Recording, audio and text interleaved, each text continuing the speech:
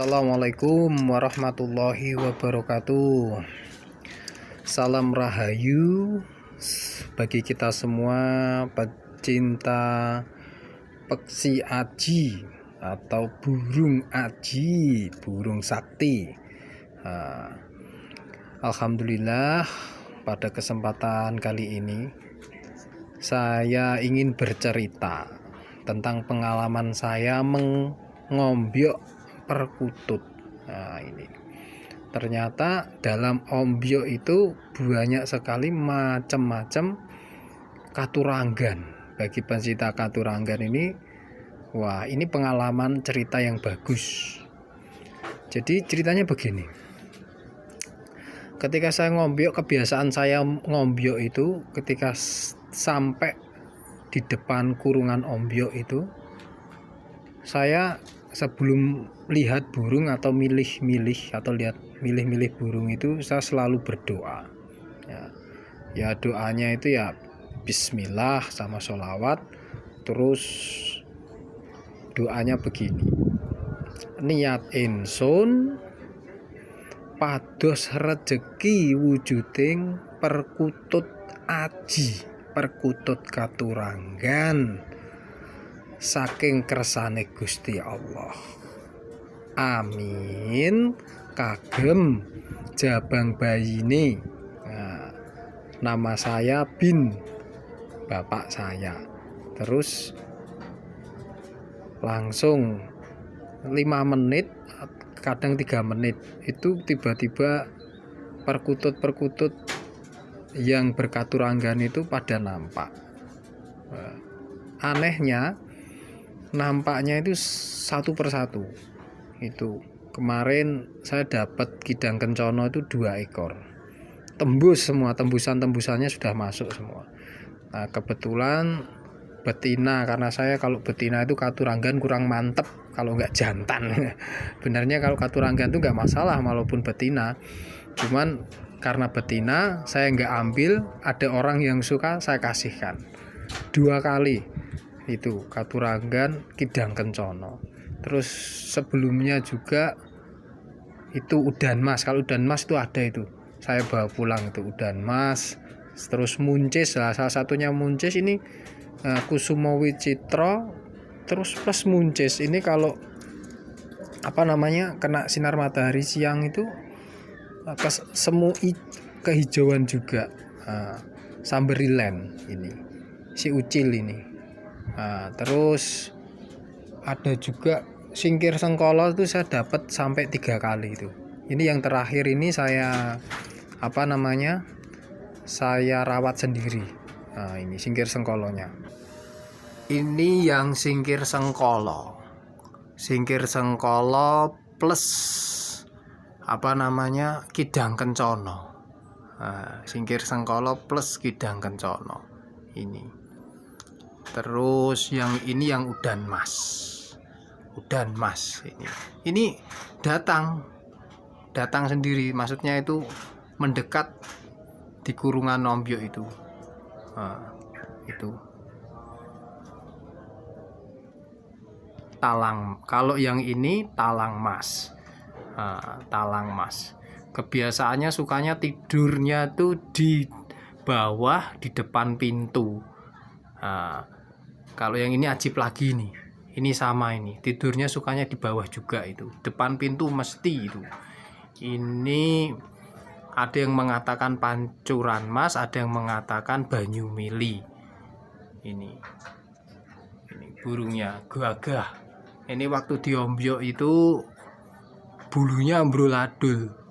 Kalau orang lihat itu wah males. Nah, tapi karena saya tuh punya firasat kok seneng lihat burung ini, terus saya ambil, saya bawa pulang. Sampai rumah itu ulesnya, terus bentuk dadanya berubah semua. Nah, ini burungnya. Ini kalau yang ini rondo semoyo, kalau orang ngatakan itu kelopaknya itu matanya tuh kuning. Nah, ini rondo semoyo plus kantong semar. Ini kalau pas standby itu besar, itu dadanya montok kayak orang hamil. Nah, ini Rondo Semoyo. Kalau ini namanya Esmo. Saya kasih nama Esmo. Esmo Aji. Ini burungnya. Kalau yang atas itu Wahyu Lintang. Nah, itu Wahyu Lintang. Ini burung itu diombyoan pada deket semua, datang semua. Nah, nggak ada yang diobyok-obyok, nggak ada. Nah, ini pengalaman saya itu mencari burung, cari suara tapi yang datang itu katuranggan. Wahyu Lintang. Itu Wahyu Lintang. Cari suara tapi yang datang katuranggan semua. Ini pengalaman saya seperti itu. Yang ini juga muncis. Ini muncis kakinya itu warnanya ungu. Muncis kakinya warnanya ungu plus kalung usus. Itu plus kalung usus.